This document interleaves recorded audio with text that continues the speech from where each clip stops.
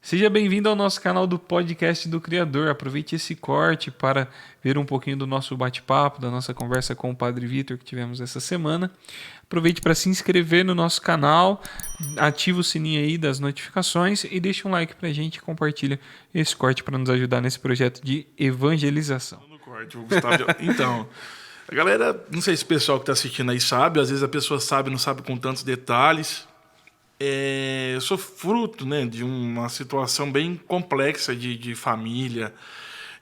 Não fui não nasci num contexto assim muito ok, né? Nasci num contexto mais complicado, que foi quando a minha mãe foi trabalhar na casa do meu pai biológico como empregada doméstica e ali eles tiveram uma relação sexual por dinheiro. Então, prostituição é o que rolava lá. E por conta disso ela ficou grávida de mim.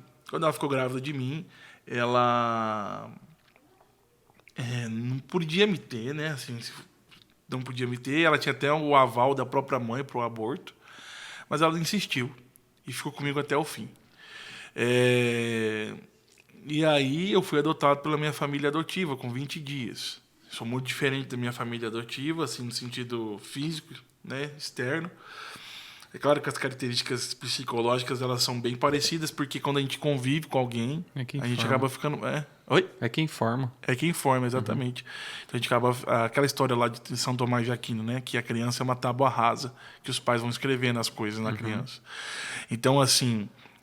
Então, muitas características parecidas psicologicamente, emocionalmente, mas fisicamente nada parecido.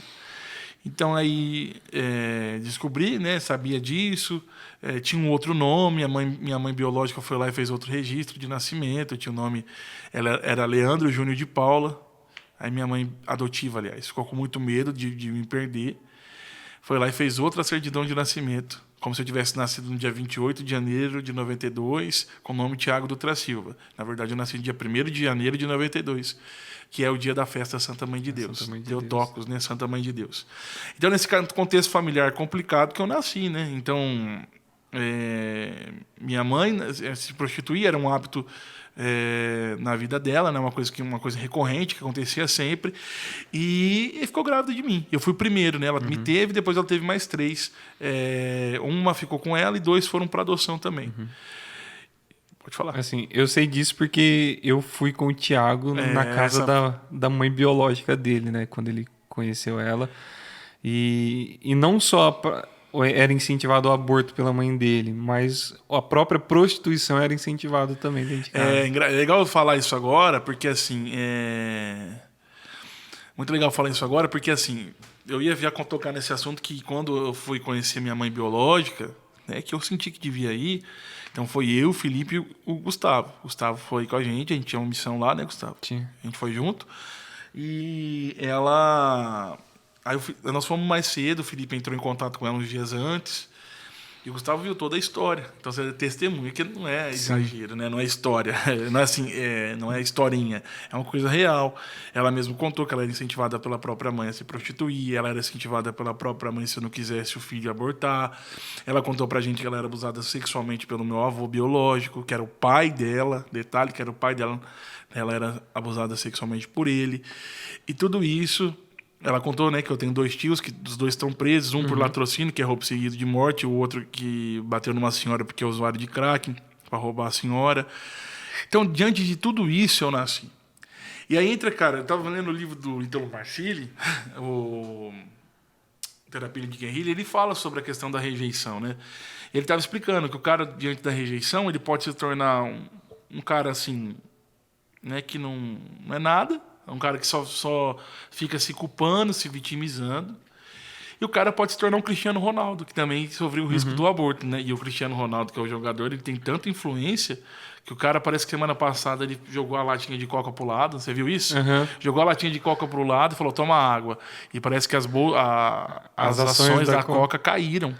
A Coca perdeu, acho que foi 4 bilhões de reais. Então você tem noção do que é a influência desse homem? Entendeu? E ele era um homem que era para ter sido abortado. Então eu acredito muito assim que hoje ainda postei isso. A nossa maior ferida é a nossa maior mensagem, Gustavo. Sim. Sabe? E aí tudo pode ser mudado. Porque o ser humano sozinho não, mas com a graça de Deus o ser humano pode alcançar lugares onde ele nunca imaginou alcançar. E cada um no seu chamado, no seu propósito. Estou falando que eu sou igual ao Cristiano Ronaldo, nem me comparando, mas eu acho muito interessante um cara que era para ter sido abortado, ele fez da história dele a mensagem dele, né? Lógico que ele trabalha com outra coisa e tudo mais, mas ele tem tanta influência. Por quê? Porque, tipo assim, eu tenho que pegar essa vida que eu tenho e fazer ela valer a pena, Gustavo. Eu lembro muito que do Padre Léo. O Padre Léo acho que é modelo para todo pregador. Não tem um pregador que nunca escutou o Padre Léo. Nunca ouvi alguém falar que não gostasse do Padre Léo. Pode ter que tenha, né? Tem de tudo. Mas é bem mais difícil. É mais fácil dos pregadores que tem aí, você vê um monte de gente, não gosta de tal, não gosta de padre de tal, não gosta de padre de tal. Mas do Padre Léo, todo mundo gosta. Todo mundo gostava. E aí eu acho engraçado que ele falava assim, que as pessoas falavam, né, pra ele, Padre Léo, tem o direito de ser feliz. Ele falava, você não tem direito de ser feliz, você tem obrigação de ser feliz. Então, nessa linha de cura, até de cura interior, eu acho bem legal, porque é bem por esse caminho que eu acho que é o que deve caminhar a cura interior, a obrigação de ser feliz. Porque Jesus já nos deu tudo. Mas eu tenho as minhas feridas, mas o outro tem as dele. Eu tenho esse problema, eu tenho essa história, não é um problema, essa história, você ouviu lá toda a história, né, que a minha mãe contou, e tudo mais, e tudo que eu passei antes de nascer, depois de nascer, né? Minha mãe teve que ficar comigo escondido num bairro próximo onde você morava, lá em Ribeirão, porque eles queriam me pegar de volta, e toda uma história. E essa história toda ela tem muito sentido quando eu encontro Jesus, né? Porque Jesus ele dá sentido para tudo. Então, qualquer história ela pode ser transformada. Qualquer história ela pode ser transformada, basta Jesus entrar nela. O que seria do cego de Jericó que gritava Jesus, filho de Davi? Antes de Jesus não era nada, mas depois que entrou Jesus, hoje a gente está falando dele aqui. 2000 anos, 2021 anos mais ou menos atrás, um homem gritava Jesus, um cego gritava Jesus, filho de Davi, tem misericórdia de mim. Se ele não estivesse gritando por Jesus, talvez a gente nunca saberia desse cego.